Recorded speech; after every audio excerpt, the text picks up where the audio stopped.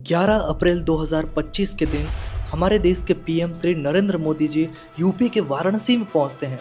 UP में वाराणसी में जैसे ही वो पहुंचते हैं, सबसे पहले पुलिस अधिकारियों से मिलते हैं। पुलिस अधिकारियों से मिलने के बाद वो एक लड़की के बारे में पूछते हैं। उस लड़की के हालचाल पूछने के बाद वो उस लड़की के साथ जिसने ये कृत्य किया, उन लोगों के बारे में पूछते हैं कि उन लोगों के साथ क्या हो रहा है। पीएम ने उन लोगों के पकड़े जाने की बात तुरंत पुलिस से पूछी। दोस्तों, ये केस इतना ज़्यादा हाई प्रोफाइल था कि पीएम को भी पूछना पड़ा उस लड़की के बारे में कि एक लड़की के साथ 6 दिनों तक 23 जनों ने गैंग रेप किया था। और इतना ही नहीं, ये गलत चीज़ें 6 कैफ़े और 3 होटल में की गई। और इतना सब होने के बाद उस लड़की के साथ एक बीमारी भी हो जाती है। तो आइए दोस्तों, इस केस के बारे में डिटेल से जानते हैं। और ऐसा क्या हुआ था कि हमारे देश के पीएम को भी इस केस के बारे में जानकारी लेनी पड़ी। 4 अप्रैल 2025 को घर वालों को एक कॉल आता है, जिसमें कॉल में कहा जाता है कि आपकी लड़की हमें मिल चुकी, आप सारे लोग पुलिस स्टेशन आइए और इस लड़की को घर पे ले जाइए। और ये सब सुनने के बाद घर वाले तुरंत पुलिस स्टेशन आते हैं और उस लड़की को अपने घर ले जाते हैं। लेकिन अगले 48 आवर्स तक उस लड़की को सही तरह से होश नहीं आता है। लेकिन जब उस लड़की को 48 आवर्स के बाद होश आता है, उस लड़की ने सारी चीज़ें बताना स्टार्ट किया होता है। और जिसे सुनने के बाद उस लड़की की माँ और उस लड़की का पूरा परिवार हक्का बक्का रह गया था। कैसे कोई लोग एक लड़की के साथ इतनी ज़्यादा हैवानियत दिखा सकते हैं। हैरत की बात तो यह है कि उस लड़की की उम्र मात्र 19 साल थी। उस लड़की ने बताया कि 29 मार्च 2025 को वो स्कूल गई थी। स्कूल से बुक्स लेने जाएगी और बुक्स लेने के बाद वो अपनी एक सहेली के घर जाएगी और वहाँ से सीधा उसके घर पे आएगी। लेकिन ऐसा नहीं होता है। सुबह को घर से निकली लड़की जब शाम को अपने घर पे वापस नहीं आती है, तो उसकी माँ बहुत ज़्यादा परेशान हो जाती है। लड़की के फादर को जैसे ही इस बात का पता चला, उन्होंने तुरंत पास के पुलिस स्टेशन में रिपोर्ट लिखवाई और पुलिस को बताया कि उसकी लड़की जो शाम को घर पे आने वाली थी, वो लापता हो चुकी है। उसका कोई पता ही नहीं है। उसके फ्रेंड्स के, किसी रिलेटिव्स के यहाँ पे भी पूरा छानबीन किया, पर उस लड़की का कोई पता नहीं चल रहा है। लेकिन लड़की के फादर ने कंप्लेंट दर्ज करा दी थी, लेकिन पुलिस वाले इस केस पे ज़्यादा इंटरेस्ट नहीं ले रहे थे। दूसरी तरफ उस लड़की की फैमिली बहुत ज़्यादा घबराई हुई थी। और ऐसे ही उस लड़की ने बताया जिस दिन वो घर से निकली थी उसके साथ क्या हुआ। 29 मार्च को जब वो लड़की घर से निकलती है, तब उसे रास्ते में एक राज विश्वकर्मा नाम का लड़का मिलता है। ये जो लड़का राज विश्वकर्मा था, वो इसी लड़की के कॉलेज में पढ़ता था और उसका एक दोस्त भी था। रास्ते में ही राज विश्वकर्मा ने इस लड़की को कुछ नशीले पदार्थ दिए, कुछ टैबलेट्स दिए, जिसकी वजह से ये लड़की बेहोश हो जाती है। राज विश्वकर्मा नाम का ये लड़का अपने एक फ्रेंड के साथ इस लड़की को अपने साथ ले जाता है। जैसे ही लड़की बेहोश हो जाती है, ये तीनों लोग लंका कैफ़े पहुंचते हैं। लंका कैफ़े में इस लड़की के साथ फर्स्ट टाइम गैंग रेप किया जाता है। थोड़ी देर बाद इन दोनों लड़कों का मन इस लड़की से पूरी तरह से भर जाता है और फिर बाद में कैफ़े के बाहर ही थोड़ी दूर इस लड़की को छोड़ देते हैं। और फिर पूरी रात उस लड़की की उस कैफ़े के बाहर ही गुजरती है। पूरी रात वो लड़की वहीं पड़ी रहती है। और फिर 30 मार्च 2025 को समीर नाम का उसका एक और दोस्त उसे मिल जाता है। और वो समीर नाम का दोस्त इस लड़की को कहता है कि अगर तुम्हें कोई हेल्प चाहिए तो मैं तुम्हारी हेल्प कर देता हूँ और तुम्हें तुम्हारे घर पे सुरक्षित भेज सकता हूँ। समीर की बात सुनकर वो लड़की मान जाती है और उसके साथ बाइक पर बैठ जाती है। लेकिन हैरानी की बात तो यह है कि समीर उसे हाईवे पर एक सुनसान जगह पर ले जाता है और वहाँ आगे जाकर समीर भी अपने एक दोस्त को बुलाता है और वहाँ पे भी ये दोनों जन मिलकर इस लड़के के साथ वही गलत काम करते हैं जो गलत काम 29 मार्च 2025 को दो लोगों ने किया था। ये दो लोग भी वही गलत काम कर रहे थे। और जब इन लोगों का मन भर जाता है पूरी तरह से इस लड़की के साथ, तो इस लड़की को नदी सर के पास एक नाले में फेंक देते हैं ये लोग। अब ये बेचारी लड़की आधे नशे की हालत में वहीं पर पड़ी रहती है। अब 31 मार्च 2025 को आयुष नाम का लड़का वहाँ से गुजर रहा होता है, तब उसे ये लड़की दिखाई देती है।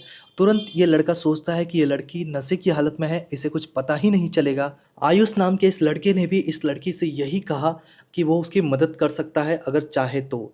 उसकी मदद करने की जैसे ही बात कही, उस लड़की ने हाँ पाड़ दी और लड़की को वो एक पास के होटल में ले जाता है। उस कैफेटेरिया में ले जाने के बाद वहाँ पर वो लोग थोड़ी देर बैठते हैं, टी पीते हैं और थोड़ा स्नैक्स भी लेते हैं। थोड़ी देर बाद उस लड़की ने देखा कि आयुष के 4 और दोस्त उसे जॉइन कर लेते हैं और रात भी हो जाती है और फिर बाद में ये लोग अपना गंदा काम करना स्टार्ट कर देते हैं।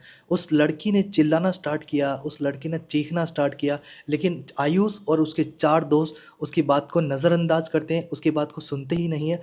पूरी रात उसके साथ ये गलत काम करते हैं और ये बेचारी लड़की दूसरी साइड रोती ही रहती है। और फिर बाद में सुबह 4 बजे के आसपास इसी कॉन्टिनेंटल कैफ़े के पास इस लड़की को छोड़ दिया जाता है।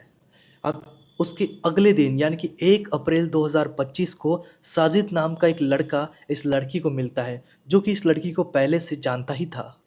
ये लड़का उस लड़की से कहता है कि आओ बैठो मेरी बाइक पर, मैं तुम्हें तुम्हारे गर्ल्स हॉस्टल पे छोड़ देता हूँ। सुनने के बाद लड़की तुरंत उसकी गाड़ी पे बैठ जाती है और ये लड़का उसे गर्ल्स हॉस्टल तो नहीं ले जाता, पास के एक होटल पे ले जाता है। होटल पे जैसे ही ले जाता है, उस लड़के के 4 दोस्त वहाँ पर पहले से ही मौजूद थे और फिर खुद और इसके ये 4 दोस्त मिलकर इस लड़की के साथ वही गलत काम करते हैं जो 3 दिन से इस लड़की के साथ होता ही आ रहा था। दुष्कर्म की ये क्रिया चलती ही आ रही थी और सबसे बड़े दुख की बात ये थी कि ये लड़की 4 बार इन सब चीज़ों से गुजर चुकी थी, पर अभी तक इसे होश नहीं आया था। इस लड़की के साथ जो लोग दुष्कर्म कर रहे थे, वो थोड़ी-थोड़ी देर में इसे ड्रग्स और अलग-अलग चीज़ें प्रोवाइड करते ही जा रहे थे, जिसके कारण इस लड़की को होश ही नहीं आ पा रहा था। लेकिन लास्ट में ये 4 लोग भी यही करते हैं और उसके बाद ये लड़की पहुँच जाती है औरंगाबाद के अंदर। और जैसे ही लड़की औरंगाबाद पहुंचती है, अब इस लड़की को थोड़ा-थोड़ा होश स्टार्ट होता है। वहाँ पर ये लड़की मिलती है अमर और उसके एक दोस्त से, जो कि ट्रक चलाने का काम करते थे। पर यहाँ भी सेम ही हुआ, इन दोनों लड़कों ने मिलकर इस लड़की के साथ वही गलत काम किया जो पिछले 4 बार से इसके साथ होता। ऐसे ही शाम का समय हो चुका था और वो लड़की मार्केट की ओर जा रही थी और उसे इमरान नाम का एक लड़का मिलता है और दूसरों की तरह ये भी इसी प्रकार के कृत्य को करने की सोच ही रहा था और इस लड़की के साथ ये गलत काम करने का सोचता है। जैसे ही ये इमरान नाम का लड़का इस लड़की के साथ गलत काम करना स्टार्ट करता है, इस लड़की का बहुत ज़्यादा ब्लड निकलना स्टार्ट हो जाता है और ये लड़की चीखना और चिल्लाना स्टार्ट कर देती है और लड़का कहता है कि मैं आगे से ऐसा कुछ नहीं करूँगा और तुम कहोगी तो ही करूँगा, मैं तुम्हें। उसके बाद ये लड़का उस लड़की को आईपीएल मॉल के बाहर छोड़ देता है।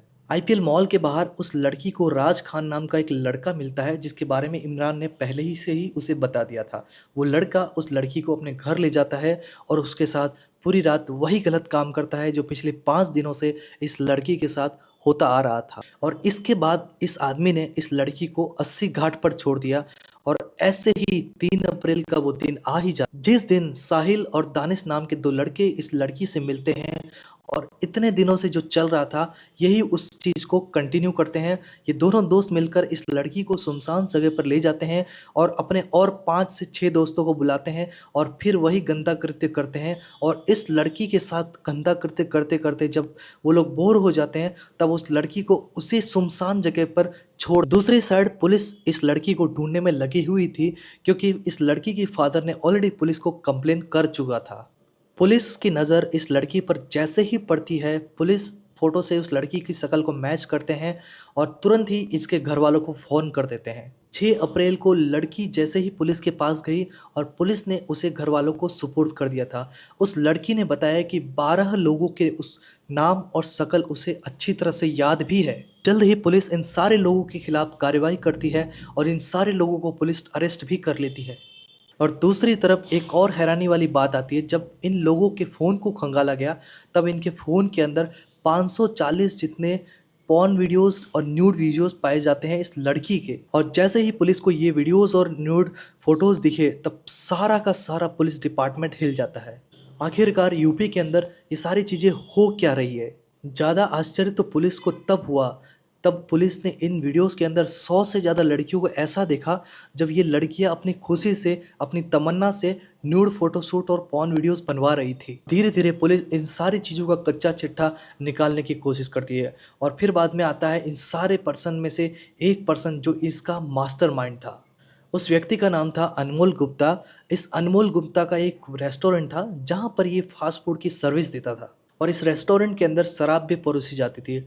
पहले इस रेस्टोरेंट में खाली लड़के ही काम किया करते थे, लेकिन फिर बाद में कस्टमर की डिमांड के अकॉर्डिंग यहाँ पर लड़कियों को ही रखा गया और ऐसे कई सेक्स रैकेट हमारे देश में चल, लेकिन मासूम लोग इस सेक्स रैकेट के अंदर दब जाते हैं और उनका पूरा जीवन बर्बाद हो जाता है। जैसे कि इस लड़की के साथ हुआ, इस लड़की के साथ 6 से 7 दिनों तक लगातार गैंगरेप, एक से ज़्यादा लोगों ने इसके साथ दुष्कर्म किया और इस लड़की का मानसिक संतुलन भी खराब कर दिया। इस लड़की के साथ इतना ज़्यादा गंभीर कृत्य किया गया कि इसकी हालत भी अब खराब हो चुकी है।